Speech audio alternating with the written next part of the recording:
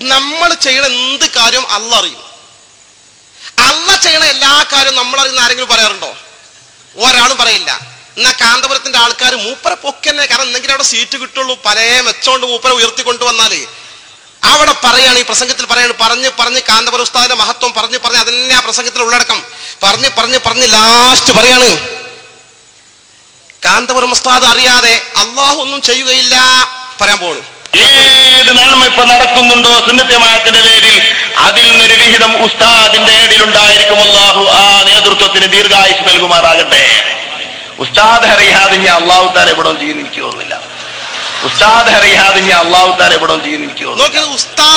ഉസ്താദിനെ ബന്ധപ്പെടാതെ ഇവിടെ ഒരു സുന്നി വളരെ വ്യക്തമായി എവിടേക്കാണ് ഇവരെ പോക്ക്. ഈ മുസ്ലിം സമൂഹത്തിന് മുമ്പിൽ കാര്യബോധമുള്ള മുസ്ലിങ്ങളെ മുമ്പിലാണത് പറയണത്. ഇത് വളരെ ഗൗരവമല്ല. നിങ്ങളൊന്ന് ആലോചിച്ച് നോക്കൂ സഹോദരന്മാരെ, ഇത് ഞങ്ങളാ പറയുന്നത്. എന്തിനാ അയാളുടെ വാചകം മാത്രമല്ലാതെ അതിന്റെ ആമുഖമായി അമ്പലക്കടവിന്റെ ശബ്ദം കേൾപ്പിച്ചത് എന്തിനാ? ഇത് ഞങ്ങളായിട്ട് ആരോടും പകയായിട്ട് ഉണ്ടാക്കുന്നതല്ല. പകരക്കാരനോട് യാതൊരു പകയുമില്ല. പക്ഷേ നിങ്ങളുടെ ഈ അന്ധവിശ്വാസങ്ങളോട്, കുഫറുകളോട് ഞങ്ങൾക്ക് പകയുണ്ട്, അടങ്ങാത്ത പകയുണ്ട്. അത് ഞങ്ങളുടെ വ്യക്തിപരമായ പകയല്ല. പടച്ച റബ്ബദാ സർവ മുസ്ലിമീങ്ങളോടും പറഞ്ഞിട്ടുള്ളതാണ്. അവരുടെ മനസ്സില്ലതാ കുഫർ പ്രചരിപ്പിക്കുന്നവരോട് വിദ്വേഷമുണ്ട്, ഈമാനുള്ളവരോട് അവർക്ക് കാരുണ്യമുണ്ട്, സ്നേഹമുണ്ട്. ഓ സഹോദരാ, ചിന്തിക്ക്. പടച്ച റബ്ബ് അല്ലാഹു റബ്ബുൽ ആലമീനിനെ കുറിച്ച് എന്തൊക്കെ നിങ്ങൾ ഇപ്പൊ കേട്ടോ? പണ്ഡിതന്മാരെ ഭയപ്പെടുന്ന അല്ലാഹ്, ഇങ്ങനെ ഒരു അള്ളയുണ്ടോ സഹോദരന്മാരെ? ചിന്തിച്ചു നോക്ക്. അല്ല ഒന്നുണ്ടെന്ന് പറഞ്ഞാ ഞങ്ങൾ അല്ല രണ്ടുണ്ടെന്ന് വാദിക്കുമെന്ന് പറയാൻ മാത്രം ധാർഷ്ട്യം കാണിക്കുന്നവരോ സുന്നത്ത് ജമാഅത്തിന്റെ ആളുകൾ. ഉസ്താദിനോട് ബന്ധപ്പെടാതെ, ഉസ്താദ് അറിയാതെ ഇനി അല്ല ഒരു കാര്യം ചെയ്യൂല എന്ന് പറയുമ്പോ, അള്ളാഹുവിനെ പോലെ അള്ളാന്റെ എല്ലാ അറിവുകളും അതേ പടച്ച റബ്ബിനതാ ചെയ്യണമെങ്കിൽ ഇങ്ങനെ മുശാവറ നടത്തി ഈ മനുഷ്യനോട് ചോദിക്കേണ്ടുന്ന അവസ്ഥ വരെ എത്തി എന്നതിലേക്ക് അള്ളാഹു റബ്ബുൽ ആലമീനിനെ കുറിച്ച് തരം താഴ്ന്നു പറഞ്ഞുകൊണ്ടിരിക്കുന്നവരെ, നിങ്ങളാണോ സുന്നത്ത് ജമാഅത്തിന്റെ വക്താക്കൾ? നിങ്ങളാണോ ഇസ്ലാമിന്റെ വക്താക്കൾ? നിങ്ങളാണോ ഈമാൻ ഞങ്ങളുടെ കയ്യിലാണെന്ന് പറയുന്ന ആളുകൾ? ചിന്തിക്കണേ. ഇതുകൊണ്ടും തീർന്നില്ലല്ലോ. ഈമാൻ കാര്യങ്ങളിൽ ഒന്നാമത്തതിന്റെ സ്ഥിതി ഇതാണെങ്കിൽ, ഓ മുസ്ലിമേ, രണ്ടാമത്തെ കാര്യം എന്താണ്? അല്ലാഹുവിൽ വിശ്വാസം കഴിഞ്ഞാൽ വമലായികതിഹി, അവന്റെ മലക്കുകളിലുള്ള വിശ്വാസമല്ലേ? മലക്കുകളിൽ സർവ്വ മുസ്ലിമീങ്ങളും എങ്ങനെയാണ് വിശ്വസിക്കുന്നത്? ഖുർആനിൽ അവരെ കുറിച്ച് എന്തൊക്കെ പറഞ്ഞു, ഹദീസുകളിൽ അവരെ കുറിച്ച് എന്തൊക്കെ വന്നു, അതൊക്കെ മുഴുവനും വിശ്വസിക്കുന്നു, അതൊക്കെയും അംഗീകരിക്കുന്നു.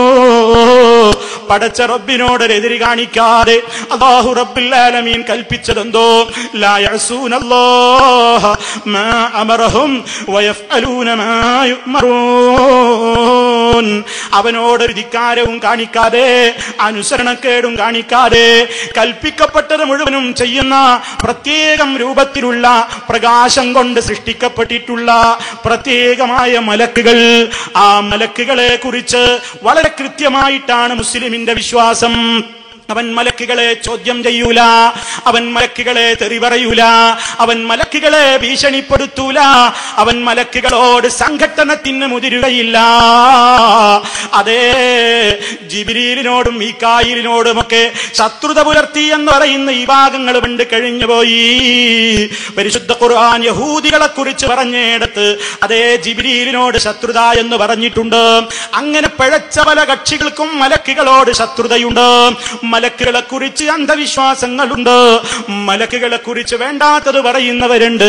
എന്നാൽ ഞങ്ങളാണ് മുസ്ലിമീങ്ങൾ എന്ന് പറഞ്ഞ്, ഞങ്ങളാണ് യഥാർത്ഥത്തിലുള്ള സുന്നത്ത് ജമാഅത്തുകാരെന്ന് പറഞ്ഞു നടക്കുന്ന ഓ മുസ്ലിയാക്കളെ, നിങ്ങളോട് വിനയത്തോടെ ഒന്ന് ചോദിക്കട്ടെ, ഈ ശബ്ദം ശ്രവിക്കുന്ന മുഴുവൻ ശ്രോതാക്കളും ഒന്ന് മനസ്സിലാക്കട്ടെ, മലക്കുകളെ കുറിച്ചുള്ള നിങ്ങളുടെ ധാരണ എന്താണ്? ഇന്ന് വരെ കേട്ടുകേൾവിയില്ലാത്ത ഒരു വിശ്വാസം ഇതാ മലക്കുകളെ കുറിച്ച് പറയുന്നു. കേട്ടോ, മഞ്ചേരിയിൽ വോട്ട് ചെയ്യാൻ മലക്കുകൾ ഇറങ്ങി. ഇന്ന് വരെ വോട്ട് ചെയ്യാൻ വേണ്ടി പോളിംഗ് ബൂത്തിലേക്ക് മലക്കുകൾ വന്നൊരു വിശ്വാസം മുസ്ലിമീങ്ങൾക്കിടയിലില്ല. മുസ്ലിമീങ്ങൾക്കിടയിലില്ല. നമ്മൾ മനസ്സിലാക്കണം. ശരിക്കും നിങ്ങൾ കേട്ടോ, ഇവിടെ ഒരു വസ്തുത വ്യക്തമാക്കുമ്പോൾ ആരും അത്ഭുതപ്പെടേണ്ടതില്ല. ഞാൻ വായിക്കുന്നത് 2004 ജൂലൈ 6 പ്രസിദ്ധീകരിച്ച സിറാജ് പത്രത്തിൽ നിന്നാണ്. കേട്ടോ, എന്താണ് സിറാജ് പത്രത്തിൽ എഴുതുന്നത്? ഇവിടെ ഒരു വസ്തുത വ്യക്തമാക്കുമ്പോൾ ആരും അത്ഭുതപ്പെടേണ്ടതില്ല. അതിന്റെ തുടക്കത്തിൽ ഇങ്ങനെ പറയുന്നു: നല്ല മനുഷ്യരുടെ ശാപം ഏറ്റുവാങ്ങിയ പാർട്ടിയാണ് ഇന്ത്യൻ യൂണിയൻ മുസ്ലിം ലീഗ്. ഞാൻ അങ്ങോട്ട് പ്രവേശിക്കുന്നില്ല, ആ രാഷ്ട്രീയവാദത്തിലേക്ക് ഞാൻ പോകുന്നില്ല. ആ ആമുഖം പറഞ്ഞിട്ട് പിന്നെ പറയുകയാണ്, ഇവിടെ ഒരു വസ്തുത വ്യക്തമാക്കുമ്പോൾ ആരും അത്ഭുതപ്പെടേണ്ടതില്ല. ബദർ യുദ്ധാവസരത്തിൽ മലക്കുകൾ ഇറങ്ങിയതുപോലെ, ഉപമ കേട്ടോ, ബദർ യുദ്ധാവസരത്തിൽ മലക്കുകൾ ഇറങ്ങിയതുപോലെ മഞ്ചേരിയിലും തെരഞ്ഞെടുപ്പ് ദിവസം മലക്കുകൾ ഇറങ്ങിയിരിക്കാൻ സാധ്യതയുണ്ട്. കാരണം ബദർ യുദ്ധത്തിലെങ്ങാനും മുസ്ലിങ്ങൾ അന്ന് പരാജയപ്പെട്ടിരുന്നെങ്കിൽ ദീന് ലോകത്ത് നിന്ന് നിഷ്കാസനം ചെയ്യപ്പെട്ടു പോകുമായിരുന്നു. അതേ സ്ഥിതിയാണ് ഇവിടെയും സംജാതമായിരുന്നത്. മഞ്ചേരിയിൽ വഹാബിയായ മജീദെങ്ങാനും ജയിച്ചിരുന്നുവെങ്കിൽ സുന്നത്ത് ജമാഅത്ത് കേരളത്തിൽ നശിക്കുമെന്നതാകുമായിരുന്നു. അള്ളാഹുവിന്റെ ദീനവൻ സംരക്ഷിക്കുമെന്ന് വാഗ്ദാനം ചെയ്തത് അക്ഷരാർത്ഥത്തിൽ പൂർത്തിയാക്കുകയാണ് ഇവിടെ ഉണ്ടായത്. പാറന്നൂര് പി മൊഹിയുദ്ദീൻ കുട്ടി മുസ്ലിയാരാണ് എഴുതുന്നത്, ബദറിൽ അതാ മലക്കുകൾ ഇറങ്ങി പോരാടിയതുപോലെ മഞ്ചേരിയിലതാ വഹാബിയായ മജീദിനെ തോൽപ്പിക്കാൻ വേണ്ടി മലക്കുകൾ ഇറങ്ങി വരുന്നു എന്ന് എഴുതുമ്പോൾ മലായിക്കത്തിനെ കുറിച്ച് ഇവരുടെ വിശ്വാസം എവിടെ പോയി? മലക്കുകളെ കുറിച്ചുള്ള വിശ്വാസം എവിടെയാണ് മുസ്ലിമേ? നിങ്ങൾ ഈ സമൂഹത്തോട് മറുപടി പറയണം. മറുപടി എന്ന് പറയുമ്പോൾ നിങ്ങൾ മറ്റെന്തെങ്കിലുമല്ല പറയേണ്ടത്. ഈ ഉള്ളവൻ സംസാരിക്കുന്ന കാര്യങ്ങൾ നിങ്ങൾ 1 by ഓരോന്നോരോന്ന് നിങ്ങൾ നോട്ട് ചെയ്തോ. നിങ്ങളുടെ വാക്കുകള്, നിങ്ങളുടെ പ്രസിദ്ധീകരണങ്ങള്, നിങ്ങളുടേതായ നിങ്ങൾ അംഗീകരിക്കുന്ന വാചകങ്ങള് എടുത്തുകൊണ്ടാ ചോദിക്കുന്നത്. അള്ളാഹുവിലുള്ള വിശ്വാസത്തിലെ തകരാറ് ഞാൻ പറഞ്ഞില്ലേ? മലക്കുകളെ കുറിച്ചുള്ള വിശ്വാസത്തിലും വമ്പിച്ച അട്ടിമറി തന്നെ. അതുകൊണ്ടും തീർന്നില്ലല്ലോ. ഇവർക്കെന്താ എഴുതിക്കൂടാത്തത്? ഓ പ്രിയപ്പെട്ട മുസ്ലിമേ, നമ്മളെല്ലാം ഭയത്തോടെ അതേ പടച്ച റബ്ബിനോട് ചോദിക്കുന്ന ചോദ്യമാണ്, അല്ലാഹുവേ ഖബർ ശിക്ഷയിൽ നിന്ന് രക്ഷപ്പെടുത്തണം. മലക്കുകൾ അവിടെ ചോദ്യത്തിന് വരുമ്പോൾ ആ ചോദ്യങ്ങൾക്ക് ഉത്തരം പറയാൻ നീ തോന്നിപ്പിക്കണേ റബ്ബേ, ശാന്തി തരണേ റബ്ബേ, ഖബറിലെ ഭയങ്ങളിൽ നിന്ന് മോചനം തരണേ റബ്ബേ. ജീവിച്ചിരിക്കുന്ന നമുക്ക് വേണ്ടി, അതുപോലെ തന്നെ മരിച്ചുപോയ ആളുകൾക്ക് വേണ്ടി, അതേ ഖബറടക്കം കഴിഞ്ഞാൽ അവിടെ നിന്നുകൊണ്ട് അവർക്ക് വേണ്ടിയുമൊക്കെ അല്ലാഹുമ്മ സബ്ബിതുഹു ഇൻദസ്സുആൽ, അല്ലാഹുമ്മ അൽഹിംഹുൽ ജവാബ് എന്നിങ്ങനെ നബി സല്ലല്ലാഹു അലൈഹി വസല്ലം നിങ്ങളുടെ സഹോദരന് സ്ഥൈര്യത്തിന് വേണ്ടി ദുആ ചെയ്യൂ എന്ന് പറഞ്ഞതിന്റെ അടിസ്ഥാനത്തിൽ അതിനെ യോജിക്കുന്ന നിലക്കുള്ള ദുആകൾ ഇങ്ങനെ നിർവഹിക്കാറുണ്ടല്ലോ. ഞാൻ പറഞ്ഞു വരുന്നത്, ആ നിലക്ക് നമ്മൾ ഏറ്റവും കൂടുതൽ ഭയപ്പെടുന്ന ഖബറിലെ ചോദ്യം, ആ ഖബറിലെ ചോദ്യത്തെ എത്ര നിസ്സാരമായി കൊണ്ടാണ് ഇവരുടെ ആളുകൾ പ്രചരിപ്പിക്കുന്നത്. നിങ്ങൾ കേട്ടോ, സുന്നി വോയിസിൽ നിന്നാണ് ഞാൻ വായിക്കുന്നത്.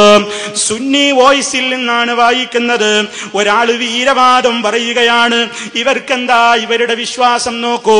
ഒരു വ്യക്തിയതാ കുറെ ആളുകളുടെ മുമ്പിൽ വെച്ച് വലിയ വീരവാദം പറയുകയാണ്.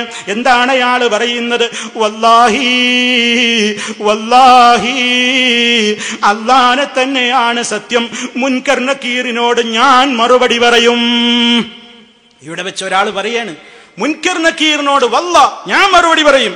നമ്മളൊക്കെ അതിനെക്കുറിച്ച് പറയുമ്പോ എന്താ നമ്മുടെ മനസ്സിലേക്ക് വരേണ്ടത്? അല്ലാ, നിന്റെ മലായിക്കത്തുകൾ ഞങ്ങളെ ചോദ്യം ചെയ്യുമ്പോ ആരാണടോ നിന്റെ റബ്ബെന്ന് ചോദിക്കുമ്പോൾ അല്ലാഹു റബ്ബി നബി സല്ലല്ലാഹു അലൈഹി വസല്ലമിനെ കുറിച്ച് ചോദിക്കുമ്പോൾ അതേ ഏത് ചോദ്യങ്ങൾ ചോദിക്കുമ്പോഴും യഥാർത്ഥത്തിൽ അല്ലാ നീ തൃപ്തിപ്പെടുന്ന ഉത്തരങ്ങൾ പറയാൻ നീ ഞങ്ങൾക്ക് തൗഫീഖ് തരണേ എന്ന് നിരന്തരമായി പ്രാർത്ഥിച്ചു കൊണ്ടിരിക്കുന്ന മനുഷ്യന് ഇത്തരം വിഷയങ്ങൾ കേൾക്കുമ്പോൾ നടുക്കമല്ലേ ഉണ്ടാവുക? എന്നാൽ ഇവരിതാ വളരെ ഈസിയായി കൊണ്ട് പറയുന്നു. ഇവരുടെ ഒരു വ്യക്തി, അതേ ഒരു വലിയ മഹാനാണ് പോലും, അയാള് ആളുകളോട് സദസ്സിൽ വെച്ചു പറയുന്നു, മുൻകർ നകീറോ എനിക്കതൊന്നും ഒരു പ്രശ്നമല്ല, വല്ലാഹി മുൻകർ നകീറിനോട് ഞാൻ മറുപടി പറയും. മഅദല്ലാഹ്, നിങ്ങൾ ശ്രദ്ധിക്കണം, ആലോചിച്ചു നോക്കണം. മുൻകർ നകീറിനോട് ഞാൻ മറുപടി പറയും. അപ്പൊ കൂടെയുള്ള അനുയായികൾ ചോദിക്കുന്നു, എങ്ങനെയാണ് അത് ഞങ്ങൾ അറിയുക? നിങ്ങൾ മുൻകർ നകീറിനോട് മറുപടി പറയുമ്പോ അത് നിങ്ങൾ പറഞ്ഞു എന്ന് ഞങ്ങൾക്ക് എങ്ങനെ മനസ്സിലാകും? അപ്പൊ അയാൾ പറയുന്നു, എന്നെ മറമാടിയ ശേഷം എന്റെ ഖബറിനരികിൽ നിങ്ങൾ ഇരുന്നോ. ഞാൻ മരിച്ചിട്ട് എന്നെ മറമാടിയാൽ എന്റെ ഖബറിന്റെ സമീപം നിങ്ങൾ വന്നിരിക്കണം, നിങ്ങൾക്ക് എന്റെ മറുപടി കേൾക്കാം. നിങ്ങൾക്ക് ഞാൻ മറുപടി കൊടുക്കണം, ഇങ്ങനെ മണിമണിയായിട്ട് ഇങ്ങനെ കേൾക്കാം. അങ്ങനെ അദ്ദേഹത്തിന്റെ മരണത്തിന് ശേഷം മുൻകർ നകീറിന്റെ ചോദ്യം കേട്ടു. മുൻകർ നകീർ ചോദ്യത്തിന് വന്നു. ഈ മനുഷ്യനതാ മറുപടിയായി പറയുന്നത് എന്താണ്? മൻ റബ്ബുക, നിന്റെ നബിയാര, നിന്റെ റബ്ബാരടോ, നബിയാര്, ദീനേത് എന്നൊക്കെയുള്ള ചോദ്യങ്ങൾ ഇങ്ങനെ ചോദിക്കുമ്പോൾ ഈ മനുഷ്യനവിടെ കൊടുക്കുന്ന മറുപടി എന്താണെന്നോ? നിങ്ങൾ എന്നെ ചോദിച്ച് പേടിപ്പിക്കുകയാണോ? ഓ, നിങ്ങൾ എന്നെ പേടിപ്പിക്കാൻ വന്നതാണോ? അല്ലാഹു റബ്ബി മുഹമ്മദുൻ നബി ഇസ്ലാമു ദീനി, ഇതൊന്നുമല്ല മറുപടി പറയുന്നത്. ഓരോ ചോദ്യത്തിനും അങ്ങോട്ട് തിരിച്ചൊരു ചോദ്യമാണ്. എന്താ, എന്നെ പേടിപ്പിക്കാൻ വന്നതാണോ? എന്നെ ചോദിച്ച് വരട്ടാനൊന്നും നോക്കണ്ട. ഞാൻ ആരാണെന്ന് നിങ്ങൾക്കറിയാമോ? മഹാനായ അബൂ യസീദുൽ ബിസ്താമിയുടെ മേൽത്തട്ടം പിരടിയിൽ ചുമന്നവനാണ് ഞാൻ. ഇയാളുടെ ക്വാളിഫിക്കേഷനാണ്. മഹാനായ അബൂ യസീദുൽ ബിസ്താമി എന്ന് പറയുന്ന ഒരു വലിയ മഹാനുണ്ടായിരുന്നു പോലും അദ്ദേഹത്തിന്റെ മേൽത്തട്ടം പെരടിയിൽ ഞാൻ ചുമന്നവനാണ്. അപ്പൊ അദ്ദേഹത്തിന്റെ മേൽത്തട്ടം പെരടിയിൽ ചുമന്നവന് മലക്കിനോട് ഇങ്ങനെ പറയാൻ കഴിയുമെങ്കിൽ ആ മേൽത്തട്ടം, അതേ അതിന്റെ ഉടമയായ ബിസ്താമിക്ക് എന്തിനൊക്കെ കഴിഞ്ഞിട്ടുണ്ടാകും? ഓ സഹോദരാ, മുസ്ലിമിന് എഴുതാൻ പാടുണ്ടോ ഇത്? മുസ്ലിമിന് വിശ്വസിക്കാൻ പാടുണ്ടോ ഇത്? മുസ്ലിമിനെ അംഗീകരിക്കാൻ പാടുണ്ടോ ഇത്? ഈമാനു ബില്ലാഹ്, അല്ലാഹുവിലുള്ള വിശ്വാസത്തിലും പിഴവ് പറ്റി, മലക്കുകളിലുള്ള വിശ്വാസത്തിലും പിഴവ് പറ്റിപ്പോയി. ഇനിയും തീർന്നില്ലല്ലോ. മലക്കുകളെ കുറിച്ചെന്താ അടുത്ത വിശ്വാസം? ഭീഷണിപ്പെടുത്തിയിട്ട് കാര്യം നേടുകയാണിവർ. ഭീഷണിപ്പെടുത്തിയിട്ട് കാര്യം നേടുന്നതിന്റെ മറ്റൊരു ഉദാഹരണം അതാ. പല സ്ഥലങ്ങളിൽ വെച്ചും ഈ ഉള്ളവൻ ഇത് പറഞ്ഞതാണ്. പലയിടത്തുനിന്നും നിങ്ങൾ കേട്ടതുമായിരിക്കും. അതേ, സാന്ദർഭികമായി ഉണർത്തുകയാണ്. ഒരു വലിയെന്ന് പറയുന്ന മനുഷ്യൻ അങ്ങാടിയിലൂടെ നടന്നു പോകുമ്പോൾ ഒരു പ്രദേശത്ത് നിന്ന് 19ഓളം കുട്ടികൾ അദ്ദേഹത്തിന്റെ പിന്നാലെ കൂടി കളിയാക്കി ചിരിക്കുകയാണ് പോലും. ആ സന്ദർഭത്തിൽ ഈ മനുഷ്യൻ ദേഷ്യം പിടിച്ചുകൊണ്ട് ഉടനെ അസ്റായീലേ എന്ന് വിളിക്കുന്ന പോലും. ഓ അസ്റായീലേ, ഈ കുട്ടികൾ എന്നെ കളിയാക്കി നടക്കുന്നു. ഈ കുട്ടികളുടെ റൂഹ് പിടിച്ചിട്ട് അവരെ ഉടനെ തന്നെ നീ അങ്ങ് മരിപ്പിച്ചിട്ടില്ലെങ്കിൽ മലക്കുകളുടെ പട്ടികയിൽ നിന്ന് നിന്നെ ഞാൻ ഡിസ്മിസ് ചെയ്യും. അസ്റായീലേ, പിരിച്ചുവിടും നിന്നെ സർവീസിൽ നിന്ന്. അസ്റായീലിനോട് നിന്നെ മലക്കുകളുടെ സർവീസിൽ നിന്ന്, അവരുടെ പട്ടികയിൽ നിന്ന് നിന്നെ ഞാൻ പിരിച്ചുവിടും എന്ന് പറഞ്ഞപ്പോൾ അതേ അസ്റായീൽ ഞെട്ടുകയാണ്. ഈ 50 കുട്ടികളുടെയും റൂഹ് അസ്റായീൽ ഉടനെ പിടിക്കുന്നു പോലും. ഫസ്ബഹു മൗതാ അജ്മഈൻ, ഉടനെ തന്നെ 50 കുട്ടികളും മയ്യത്തായി വീഴുന്നു. നിഷേധിക്കാനാകുമോ മുസ്ലിയാക്കന്മാരെ? അതേ കുത്തുബ്ഖാനയിൽ ഗ്രന്ഥമില്ലേ? കുതുബ്ഖാനയിൽ കിതാബില്ലേ? നിങ്ങളുടെ വിശ്വാസമാണിത്.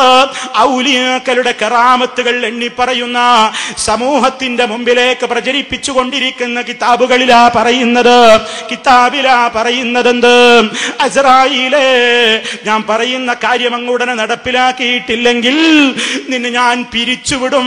മിൻ ദീവാനിൽ മലായിക, മലക്കുകളുടെ രജിസ്റ്ററിൽ നിന്ന്, ആ പട്ടികയിൽ നിന്ന് നിന്നെ അങ്ങ് പിരിച്ചുവിടും എന്ന ഭീഷണി കേട്ടപ്പോൾ ഉടനെ 50 കുട്ടികളുടെ റൂഹ് പിടിച്ചുകൊണ്ട് 50 എണ്ണത്തെയും മയ്യത്താക്കുന്നു. ഈ വിശ്വാസം മലക്കുകളെ കുറിച്ച് ഇങ്ങനെ വിശ്വസിക്കാമോ? മലായിക്കത്തിനെ കുറിച്ച് ഇങ്ങനെ പറയാമോ? തെറ്റിപ്പോയി. അബദ്ധങ്ങളെമ്പാടും വന്നു സംഭവിച്ചു പോയി. തീർന്നില്ല, ഓരോന്നും തെളിവുകളുടെ വെളിച്ചത്തിലാണ് നിങ്ങളോട് പറയുന്നത്. അവസാനം എന്തു പറഞ്ഞു? മറ്റൊരു കാര്യം കൂടി ഈ സമൂഹത്തിന്റെ മുമ്പാകെ പറഞ്ഞല്ലോ. അതെ, ഇതേ അസ്രായീലിനെ തന്നെ, അസ്രായീൽ എന്ന് പറയുന്നത് ഇവരുടെ പ്രയോഗമാണ്. മലക്കുൽ മൗത്ത് എന്നതാണ് ഖുർആനിലും അതുപോലെ തന്നെ ഹദീസുകളിലുമൊക്കെ ഇതിനെ കുറിച്ച് വന്നിട്ടുള്ള പരാമർശം ഞാനിപ്പോൾ അങ്ങോട്ട് പറയുന്നില്ല, സാന്ദർഭികമായി ഉണർത്തിയെന്ന് മാത്രം. അതേ അവസരത്തിൽ ഇവരതാ ഈ രൂപത്തിലുള്ള ഈ ഭീഷണികൾ ഒരു സംഭവത്തിൽ മാത്രം ഒതുങ്ങിയിട്ടില്ല. അല്ലാഹു റബ്ബുൽ ആലമീനിനെ സംബന്ധിച്ച്, മലക്കുകളെ സംബന്ധിച്ച് വളരെ മോശമായിട്ട് പറയുന്നതിന്റെ ഉദാഹരണമായി അതേ വലിയ ഒരു ഖാദിം മൗത്തായ സങ്കടം എന്ന് പറഞ്ഞുകൊണ്ട് മുഹീദ്ദീൻ മാല എന്ന് പറയുന്ന പുതിയ മുഹീദ്ദീൻ മാലയിൽ ഒരാളുടെ റൂഹ് തിരിച്ചു ചോദിച്ചപ്പോൾ അസ്രായീൽ കൊടുക്കാത്തത് കൊണ്ട് റൂഹിന്റെ കൊട്ട തട്ടിത്തെറിപ്പിച്ച ഒരു സംഭവമുണ്ടല്ലോ. ആ സംഭവം എത്രയോ വേദികളിൽ എന്ന് നമ്മൾ പറയുമ്പോ അതൊന്നും ഞങ്ങൾ അംഗീകരിക്കുന്നില്ല എന്ന് പറഞ്ഞൊഴിഞ്ഞു മാറുന്നവരുണ്ട്. ഒരിക്കലും നിങ്ങൾക്ക് തള്ളിക്കളയാനാവില്ല. ഇനിയും കേട്ടോ, ശൈഖിന്റെ ഒരു മുരീദ് വന്ന സങ്കടം പറഞ്ഞു, പ്രഭോ എന്റെ കുഞ്ഞിന്റെ മരണം പെട്ടെന്ന് സംഭവിച്ചിരിക്കുന്നു. ഈ റിപ്പോർട്ടിൽ അങ്ങനെയാ പറയുന്നത്. കുഞ്ഞിന്റെ മരണത്തെ കുറിച്ചാണ് ഇതിൽ പരാതി പറയുന്നത്. എനിക്കാകെയുള്ള സന്താനമാണ്, എനിക്കതല്ലാതെ ജീവിതമില്ല. ശൈഖ് ചോദിച്ചു, ഇനി കേട്ടോ, മുഹീദ്ദീൻ ശൈഖ് ചോദിച്ചു പോലും എന്നോട് ചോദിക്കാതെ അസ്രായീലിന് എന്റെ മുരീദിന്റെ കുഞ്ഞിന്റെ റൂഹിനെ പിടിക്കാൻ അധികാരമുണ്ടോ? മുഹീദ്ദീൻ ശൈഖിനോട് ചോദിക്കാതെ അസ്രായീലിന് മുരീദിന്റെ കുട്ടിയുടെ റൂഹിനെ പിടിക്കാൻ അധികാരമുണ്ടോ? അതാ ഇയാൾ ചോദിക്കണത്. ഈ സങ്കടം വന്ന് പറഞ്ഞ ആളോട്, ആഹാ അങ്ങനെയോ, എന്നോട് ചോദിക്കാതെ റൂഹ് പിടിച്ചോ? അപ്പൊ ഈ പാവം വന്ന മുരീദ് പറഞ്ഞു, അത് തന്നെയാണ് പ്രഭോ എനിക്ക് ഏറെ സങ്കടം. ഞാൻ അങ്ങയുടെ മുരീദായിരിക്കെ എന്നോടിത് ചെയ്തുവല്ലോ. സാരമില്ല, ഞാൻ അസ്രായീലിനെ പാഠം പഠിപ്പിച്ചുകൊള്ളാം, നീ പോ.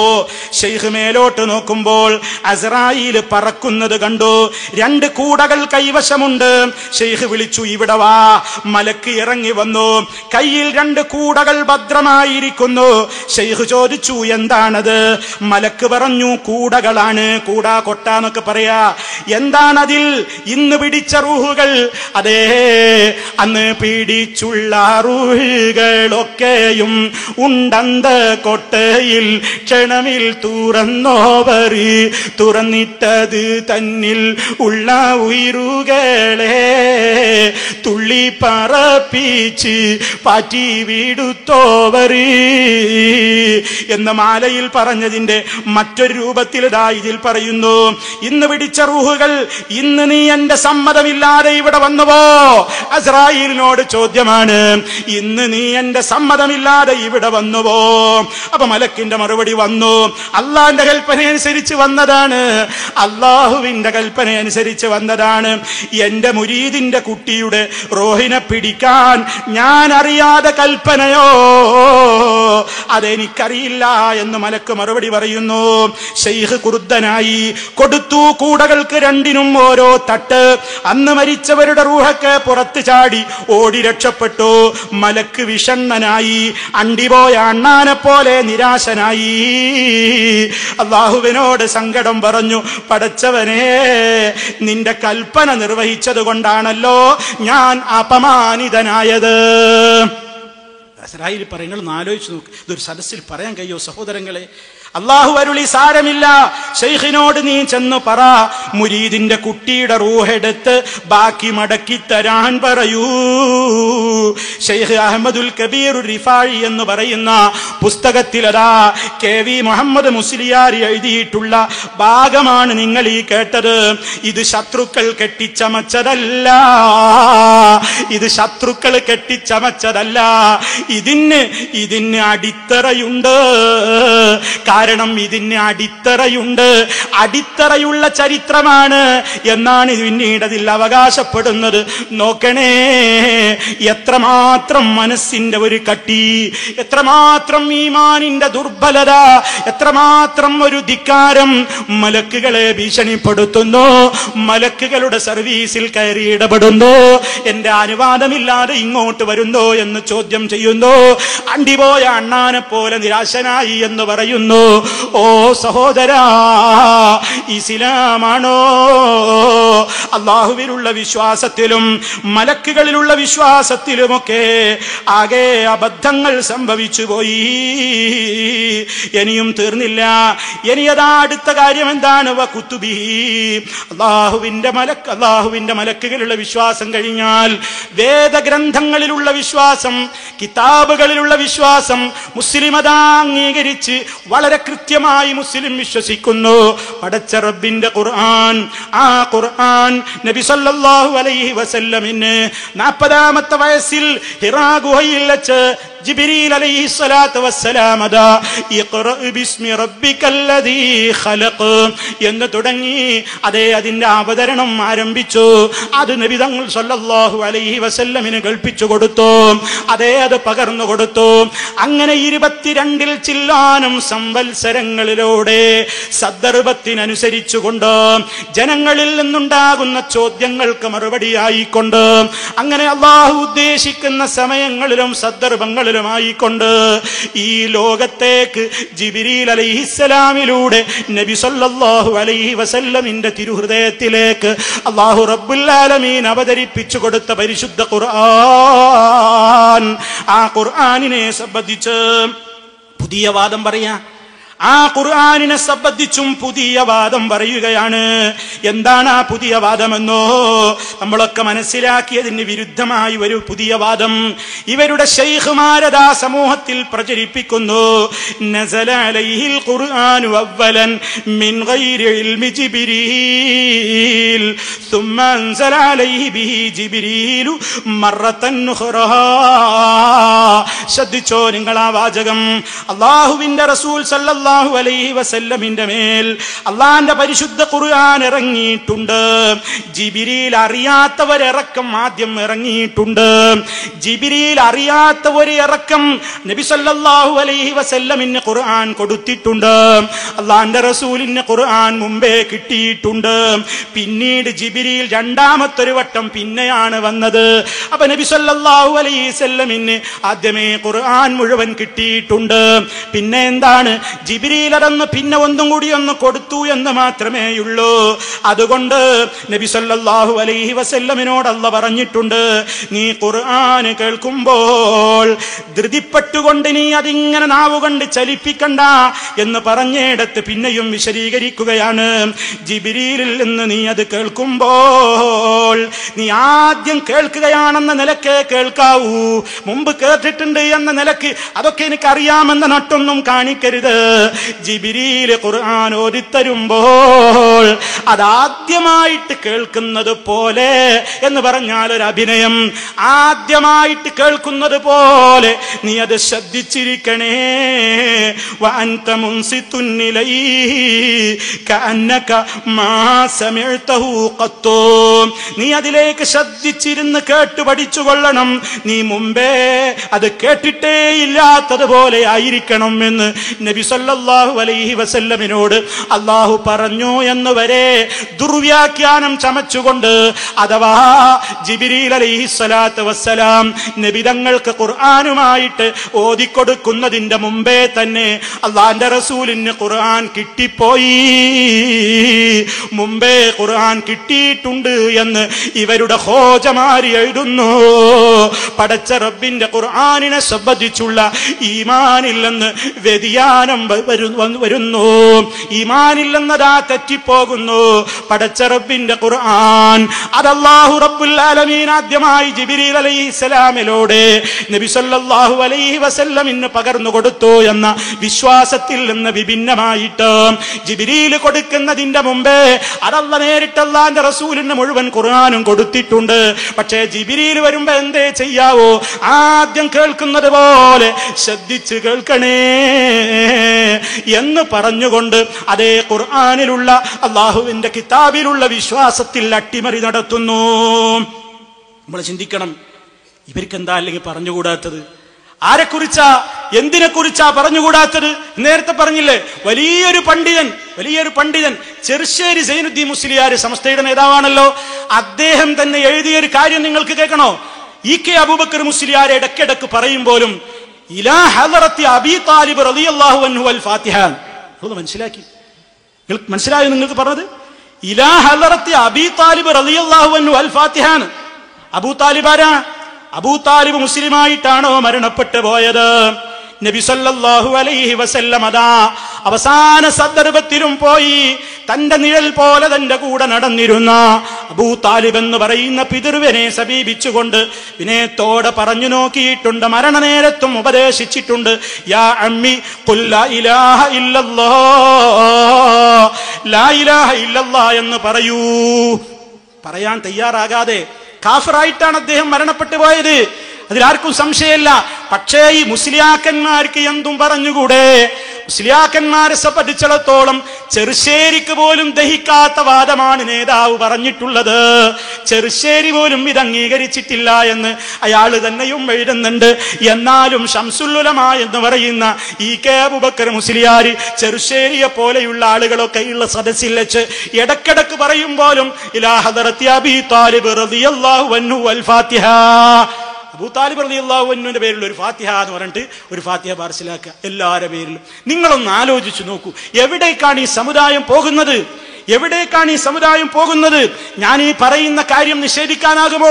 തെളിച്ചം മാസിക എന്ന് പറഞ്ഞുകൊണ്ട് ദാറുൽ ഹുദയിൽ നിന്ന് പ്രസിദ്ധീകരിക്കുന്ന ഒരു മാസികയില്ലേ, വളരെ കൃത്യമായി അതിൽ നിങ്ങൾക്ക് വായിക്കാൻ സാധിക്കും. ഇല്ലെങ്കിൽ നിങ്ങൾ പറ, എവിടെ എത്തിപ്പോയി? ആരെക്കുറിച്ചും എന്തും പറയാവുന്ന ഖുർആൻ പോലും മുമ്പേ കിട്ടിയിട്ടുണ്ട് എന്ന് പറയുന്നിടത്തേക്ക് അതപ്പതിച്ചു പോയെങ്കിൽ തീർന്നില്ല. അല്ലാഹുവിന്റെ കലാമിനെ കുറിച്ച് ഇങ്ങനെയാണ് വിശ്വാസമെങ്കിൽ ആ കലാമിനെ കുറിച്ച് ഇനി അതാ ദുർവ്യാഖ്യാനങ്ങൾ ചമക്കുന്നതിന് യാതൊരു മടിയുമില്ലാത്ത വിഭാഗം പരിശുദ്ധ ഖുർആനിൽ അല്ലാഹു റബ്ബുൽ ആലമീൻ സൃഷ്ടികളോട് ഏറെ അടുത്തവനാണ്, അവനെ മാത്രം നിങ്ങൾ വിളിച്ചു പ്രാർത്ഥിക്കണം, അതേ അവനാണ് എല്ലാം അറിയുന്നവൻ, അവൻ വളരെ സമീപസ്ഥനാണ് എന്നിങ്ങനെയുള്ള ആദർശം പഠിപ്പിക്കുന്ന ആയത്തുകളെപ്പോലും ദുർവ്യാഖ്യാനം ചെയ്തുകൊണ്ട് അല്ലാഹുവിന്റെ ഖുർആനിനോട് കൂറുപുലർത്താതെ അതിനോടൊരു ആദരവ് കൽപ്പിക്കാതെ തോന്നിവാസം പറഞ്ഞുകൊണ്ട് അതേ പരിശുദ്ധ ഖുർആനിനെ അതാ സ്വന്തം ഇഷ്ടപ്രകാരം വ്യാഖ്യാനം ചമച്ചുകൊണ്ട് നരകത്തിൽ ഇരിപ്പിടം ഉറപ്പിക്കുന്ന പരിപാടി റബ്ബിന്റെ കിതാബിനോട് കൂറുപുലർത്താതെ ദീനെന്ന് പറയുന്നത് നസീഹത്താണെന്ന് അള്ളാന്റെ റസൂല് പഠിപ്പിച്ചിട്ട് അത് അള്ളാനോടും റസൂലിനോടും അതേ അവന്റെ കിതാബിനോടും കൂറുപുലർത്തണമെന്ന് പഠിപ്പിച്ചിട്ട്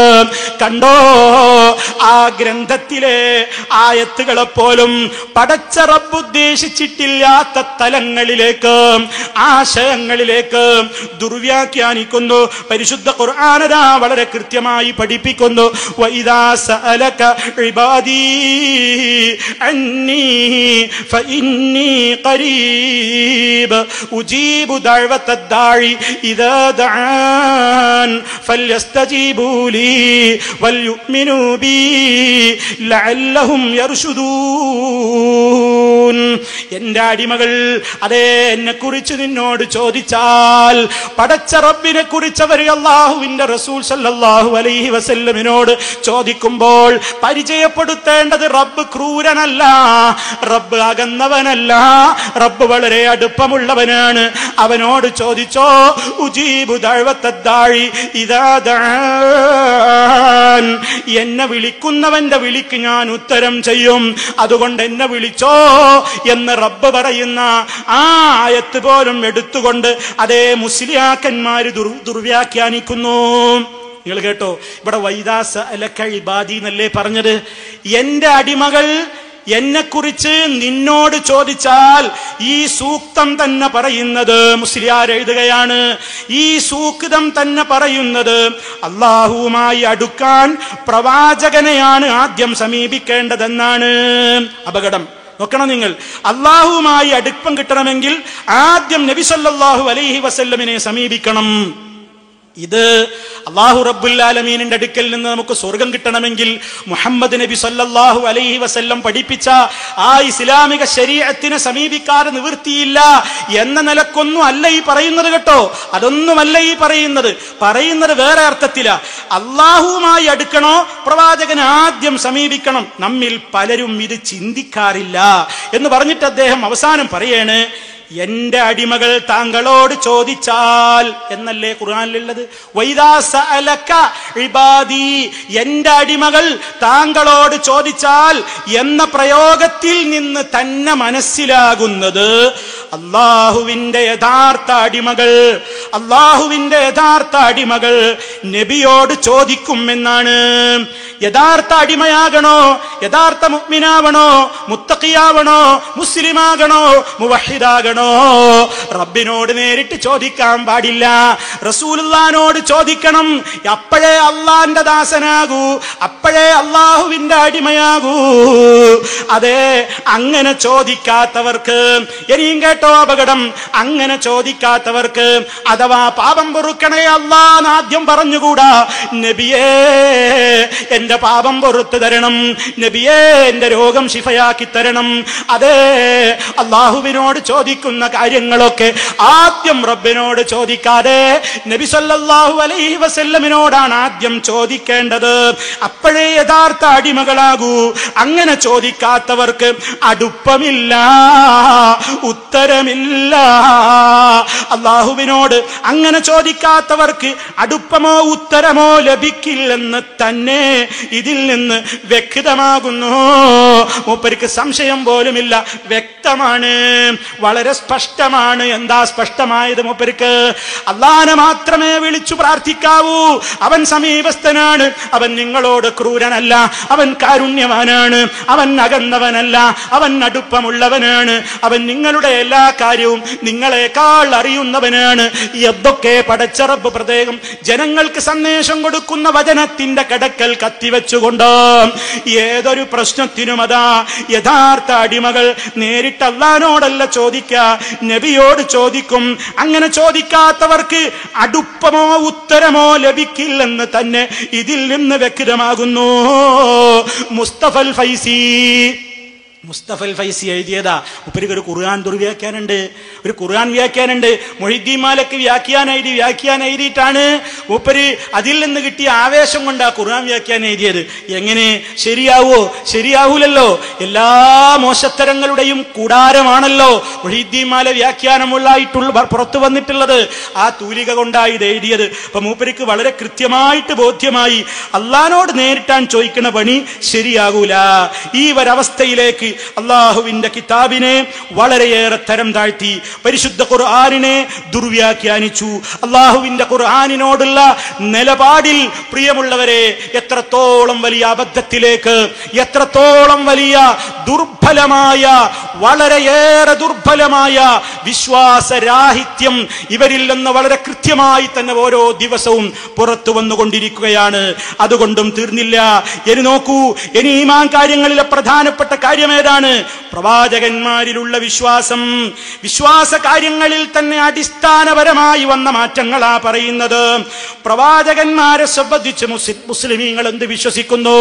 അവരെല്ലാവരും മഅ്സൂമുകളാണ്, അവർ പാപമില്ലാത്ത ആളുകളാണ്, അവരിൽ നിന്ന് അവരുടെ പദവിക്ക് യോജിക്കാത്തതൊന്നും സംഭവിക്കൂല, അവർ അല്ലാഹുവിന്റെ അടുക്കൽ വലിയ സ്ഥാനമുള്ളവരാണ്, ഈ ലോകത്തിന്റെ മുമ്പിൽ മാതൃകയായി ജീവിച്ച് വഫാത്തായി പോയവരാണ്, അവരിൽ അന്ത്യപ്രവാചകനായ മുഹമ്മദുർ റസൂലുള്ളാഹി സ്വല്ലല്ലാഹു അലൈഹി വസല്ലം അതേ എല്ലാവരെക്കാളും മേലെയാണ്, ദറജ വളരെ ഉന്നതമാണ്, പവർ വളരെ കൂടിയ വ്യക്തിത്വമാണ്, ദുനിയാവിലും ആഖിറത്തിലും എല്ലാവരുടെയും നേതാവായി വരുന്ന നേതാവാണ്.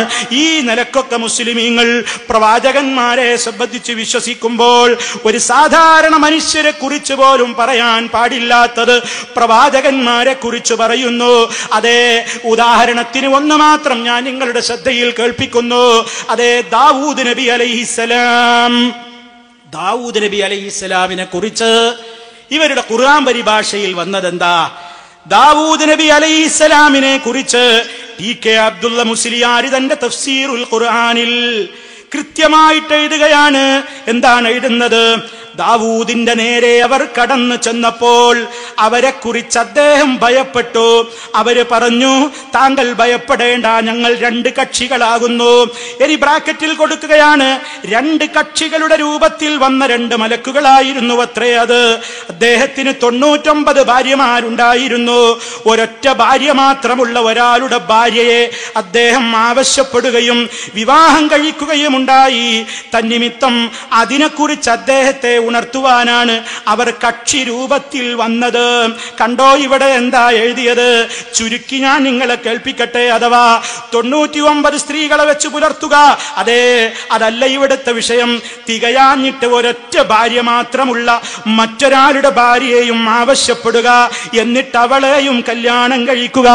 നിങ്ങൾ നോക്കണം, മറ്റൊരാളുടെ ഭാര്യയെ മോഹിച്ചുവെന്നും അവരെയും കൂടെ ആവശ്യപ്പെട്ട് കല്യാണം കഴിച്ചുവെന്നുമൊക്കെ പ്രവാചകത്വത്തിനൊരിക്കലും നിരക്കാത്ത വർത്തമാനം, പ്രവാചകന്മാരെ കുറിച്ച് പറഞ്ഞുകൂടാത്ത കാര്യം അതാ. അതേ, പ്രവാചകന്മാരുടെ അന്തസ്സിന് നിരക്കാത്ത പലതും അവരെ കുറിച്ച് എഴുതിവിടുന്നു. അതേ, വിശദീകരിക്കുകയാണെങ്കിൽ എമ്പാടുമുണ്ട് പ്രിയപ്പെട്ടവരെ.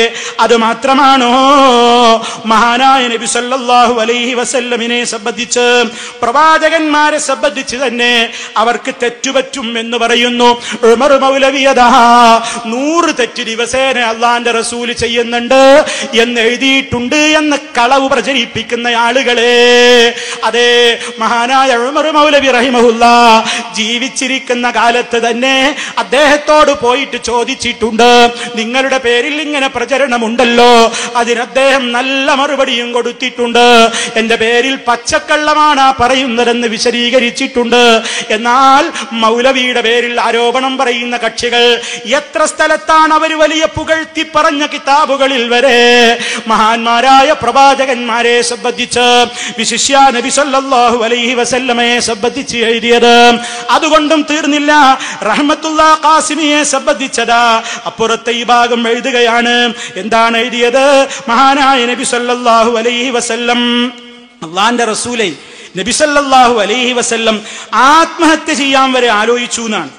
ആത്മഹത്യ ചെയ്യാൻ ആലോചിച്ചു എന്ന് കവർ സ്റ്റോറി ആയിട്ട് എഴുതിയിട്ടുണ്ട്. മുഹമ്മദ് നബി സല്ലല്ലാഹു അലൈഹി വസല്ലം ആത്മഹത്യക്ക് വരെ ഒരുങ്ങി എന്ന കുഫ്റാണ് ഖാസിമി എഴുതിയിട്ടുള്ളത് എന്ന് അപ്പുറത്തെ സമസ്തക്കാര് പറയാണ്. എവിടെ കാടിവരുടെ പ്രവാചകന്മാരിലുള്ള വിശ്വാസമൊക്കെ നീങ്ങിപ്പോകുന്നത്? മഹാനായ പ്രവാചകൻ സല്ലല്ലാഹു അലൈഹി വസല്ലം അവിടുത്തെ സംബന്ധിച്ച് മുസ്ലിമീങ്ങളുടെ വിശ്വാസത്തിന് വിരുദ്ധമായി അന്നഹു യഹ്ളുറു കുല്ല മജ്ലിസിൻ ഔ മകാനിൻ അറാദ بجسده وروحه وأنه يتصرف ويسير في أقطار الأرض وفي الملكوت وهو بهيئته التي كان عليها قبل وفاته لم يتبدل منه شيء. നബി സല്ലല്ലാഹു അലൈഹി വസല്ലം അവിടുന്ന് ഉദ്ദേശിക്കുന്ന എല്ലാ സ്ഥലത്തും എല്ലാ മജ്ലിസുകളിലും ഹാജരാകുന്നു. ബിജസദിഹി, അവിടുത്തെ ശരീരം കൊണ്ട് തന്നെ, വറൂഹിഹി, അവിടുത്തെ ആത്മാവ് മുഖേന തന്നെ. ഇപ്പൊ ശരീരവും ആത്മാവുമൊക്കെ അല്ലാഹുവിന്റെ റസൂലതാ ലോകത്ത് എല്ലായിടത്തും സഞ്ചരിക്കുകയാണ്. അതെ, വഅന്നഹു യതസറഫു വയസീറു ഫീ അഖ്താരിൽ അർളി വഫിൽ മലകൂത്ത്. പ്രപഞ്ചത്തിൽ മുഴുവനും അതാ ഭൂമിയിൽ എല്ലായിടത്തും അല്ലാഹുവിന്റെ റസൂല് കൈകാര്യം നടത്തുന്നുണ്ട്, അവിടുന്ന് സഞ്ചരിക്കുന്നുണ്ട്. വഹുവ അദ്ദേഹം ബിഹൈഅതിഹി അല്ലതി കാന അലൈഹാ ഖബ്ല വഫാതിഹി ലം യതബദ്ദൽ മിൻഹു ശൈഅ. വഫാത്താകുന്നതിന്റെ മുമ്പ് ഏതൊരു രൂപത്തിലും പ്രകൃതിയിലുമായിരുന്നുവോ ആ രൂപത്തിനൊരു ചേഞ്ചും ഒരു മാറ്റവും വരാത്ത നിലക്ക് ഇന്നും വരുന്നു, സംസാരിക്കുന്നു, പങ്കെടുക്കുന്നു, തടിയോടെ റൂഹോടെ. ഇങ്ങനെ നബി സല്ലല്ലാഹു അലൈഹി വസല്ലമിനെ കുറിച്ച് അവിടുന്ന് അതാ നമ്മുടെ കൂടെ എല്ലാ സന്ദർഭത്തിലും ഉണ്ട്. പോലും ഏത് സന്ദർഭത്തിലും അല്ലാഹുവിന്റെ റസൂല് നമ്മുടെ കൂടെയുണ്ട്. എല്ലാം അവിടെ നിന്ന് കാണുകയാണ്, എല്ലാം അവിടെ നിന്ന് കേൾക്കുകയാണ്. എല്ലാവരുടെയും കൂടെ നബി സല്ലല്ലാഹു അലൈഹി വസല്ലം ഉണ്ട് എന്ന് പച്ചയായിട്ട് എഴുതി വെച്ചിരിക്കുകയാണ് കേട്ടോ. അല്ലാഹുവിന്റെ റസൂൽ സല്ലല്ലാഹു അലൈഹി വസല്ലം ഓരോ മുസൽമാന്റെയും കൂടെ തന്നെയുണ്ട്. മുസ്ലിമേ പഠിച്ചു വെച്ചോ, അല്ലാഹുവിന്റെ റസൂലിനെ കുറിച്ച് ഇങ്ങനെ വിശ്വസിക്കാൻ പാടുണ്ടോ? ഈമാൻ കാര്യങ്ങളിൽ അല്ലാഹുവിന്റെ റസൂലിനെ കുറിച്ച്, പ്രവാചകന്മാരെ കുറിച്ച് അരുതാത്തതല്ലേ ഈ പ്രചരിപ്പിക്കുന്നത്, എഴുതിവിടുന്നത്? പടച്ച റബ്ബല്ലാതെ എന്നെന്നും ജീവിച്ചിരിക്കുന്നവനുണ്ടോ? എല്ലാം കാണുന്നവനുണ്ടോ? എല്ലാം കേൾക്കുന്നവനുണ്ടോ? എല്ലാവരെയും അറിയുന്നവനുണ്ടോ? ഇവിടെ പറയുന്നത് എന്താണ്? അല്ലാഹുവിന്റെ റസൂൽ സല്ലല്ലാഹു അലൈഹി വസല്ലം ഓരോ മുസൽമാന്റെയും കൂടെ തന്നെയുണ്ട്. വെറുതെ അങ്ങനെ കൂടെ നടക്കല്ല. അല്ലാഹുവിന്റെ റസൂൽ വെറുതെ അങ്ങനെ കൂടെ നടക്കല്ല. തങ്ങൾ എല്ലാവരുടെയും പ്രവർത്തനങ്ങൾ വ്യക്തമായി കാണുകയും അറിയുകയും ചെയ്തുകൊണ്ടിരിക്കുന്നു. അതേ, നബി സല്ലല്ലാഹു അലൈഹി വസല്ലം എല്ലാ മുസ്ലിമിന്റെയും കൂടെ തന്നെ ഉണ്ട്. കൂടെയുണ്ട് എന്ന് മാത്രമല്ല, ഓരോരുത്തരുടെയും ഓരോ പ്രവർത്തനങ്ങളെയും അല്ലാഹുവിന്റെ റസൂൽ വ്യക്തമായി കാണുന്നുണ്ട്, അറിയുന്നുണ്ട്. മാത്രമല്ല, ഇതാണ് സുന്നത്ത് ജമാഅത്തിന്റെ വിശ്വാസം എന്നാണ് പറയുന്നത്. നബി സല്ലല്ലാഹു അലൈഹി വസല്ലം ഈ നിലക്ക് നമ്മുടെ കൂടെ തന്നെയുണ്ട് എന്ന് വിശ്വസിക്കണം. അവിടുന്ന് എല്ലാം കാണുന്നുണ്ട് എന്ന് വിശ്വസിക്കണം. അവിടുന്ന് എല്ലാം കേൾക്കുന്നുണ്ട് എന്ന് വിശ്വസിക്കണം. അവിടുന്ന് എല്ലാം വ്യക്തമായി അറിയുന്നുണ്ട് എന്ന് വിശ്വസിക്കണം കേട്ടോ. സുന്നത്ത് ജമാഅത്തിന്റെ വിശ്വാസപ്രകാരം ബഹുമാനപ്പെട്ട നബി സല്ലല്ലാഹു അലൈഹി വസല്ലമ തങ്ങൾ എല്ലാവരുടെയും സമീപത്ത് തന്നെയുണ്ട്. ഇത് വിശ്വസിക്കാത്തവൻ ഇസ്ലാമിൽ സ്ഥാനമില്ല പോലും. ഈ ഒരു ഏറ്റവും വലിയ അപകടകരമായ വാദം അല്ലാഹുവിന്റെ റസൂൽ സല്ലല്ലാഹു അലൈഹി വസല്ലമിനെ കുറിച്ച് പറഞ്ഞുകൊണ്ടിരിക്കുന്നു. തീർന്നില്ല. അത് ഇവിടുത്തെ മുസ്ലിയാക്കന്മാര് ഏറ്റുപറയുന്നു എന്ന് മാത്രമല്ല, ഓരോരുത്തരുടെയും കൂടെ ഇങ്ങനെ നബി സല്ലല്ലാഹു അലൈഹി വസല്ലം വരുന്നത്, പലരുടെയും വീടുകളിലേക്ക് വരുന്നത്, പലരെയും വന്ന് ആശംസിക്കുന്നത്, പലരെയും പിടിച്ച് കെട്ടിപ്പിടിക്കുന്നത്, അതേ ഒക്കെ സംഭവിച്ചതായ കാര്യങ്ങളായി വളരെ കൃത്യമായി ഇവിടെയുള്ള പകരക്കാരൻ അഹ്സനി തന്നെ വളരെ കൃത്യമായി രേഖപ്പെടുത്തുന്നുണ്ട്. എവിടേക്കാ നബി സല്ലല്ലാഹു അലൈഹി വസല്ലം വന്നത് എന്ന് നിങ്ങൾക്കറിയോ? കാസർഗോഡിനടുത്തതാ കോട്ടിക്കുളം എന്ന് പറയുന്ന ഒരു പ്രദേശമുണ്ട്. ആ കോട്ടിക്കുളത്ത് ഒരു ഖാദിരി ഉണ്ട് പോലും. എന്താണ് ഖാദിരി എന്ന് നിങ്ങൾക്കറിയാമോ? ഖാദിരിയ തരീഖത്തിന്റെ വക്താവാണ് പോലും. നിസ്കാരം മൂപ്പർക്കില്ല, ജുമഅക്ക് പോകുന്ന ഏർപ്പാടില്ല. അതേ, കുളി തന്നെയാണ് കുളി. ആർക്കും കൈ കൊടുക്കൂല. ആർക്കെങ്കിലും മുസാഫഹത്ത് കൈ കൊടുക്കുകയാണെങ്കിൽ തന്നെ കൈയിന്മേൽ ടവലിട്ട് മുണ്ടിട്ട് മൂടിയിട്ട് കൈ കൊടുക്കൂ. മുപ്പരാകെ കൈയിന്മേൽ മുണ്ടില്ലാതെ കൈ കൊടുത്തത് AP ഉസ്താദിന് മാത്രമാണ് പോലും. പോകട്ടെ, അതൊന്നുമല്ലല്ലോ. ആലോചിച്ചു നോക്കൂ. ഇങ്ങനെ നിസ്കരിക്കാത്ത, അതുപോലെ തന്നെ ഒരുപാട് മോശത്തരങ്ങളുള്ള, അതേ, EK അബൂബക്കർ മുസ്ലിയാർ ഇദ്ദേഹത്തെ കുറിച്ച് പറഞ്ഞത് ഖദ് ജാഅ ഫീനാ ഖാദിരി മിസ്ലൽ ഹിമാരിൽ ഹാദിരി. ഓഹോ, ഇതെന്തൊരു പാതിരി, ഔകാമുലിൽ പാതിരി. ഖദ് ജാഅ ഫീനാ ഖാദിരി, ഞങ്ങളിൽ ഇപ്പോൾ ഒരു ഖാദിരി ഉണ്ട് പോലും. EK അബൂബക്കർ മുസ്ലിയാർ ആക്ഷേപിച്ച് കവിത പാടുക പാടുകയാണ് ആരെക്കുറിച്ച്? ഈ കോട്ടിക്കുളം അസീസ് ഖാദിരിയെ കുറിച്ച്. ഖദ് ജാഅ ഫീനാ ഖാദിരി മിസ്ലൽ ഹിമാരിൽ ഹാദിരി ഔ കാമുദില്ലിൽ പാതിരി. ഓഹോ ഇതെന്തൊരു മാതിരി. ഒരു പാതിരിയച്ഛനാണിത്, ഖാദിരിയച്ഛനല്ല. ഇത് ഖാദിരിയല്ല, പാതിരിയാണ്, പഴപ്പിക്കുന്ന ശൈത്താനാണ് എന്ന് ഇ കെ അബൂബക്കർ മുസ്ലിയാർ പാടി ആക്ഷേപിച്ച കോട്ടിക്കുളം എന്ന് പറയുന്ന ഈ അസീസ് ഖാദിരിയെ കാണാൻ അതേ അഷ്റഫുൽ ഖൽഖ് മുഹമ്മദുർ റസൂലുള്ളാഹി സ്വല്ലല്ലാഹു അലൈഹി വസല്ലം വരുന്നു. അതേ സ്വഹാബിമാര് വരുന്നു.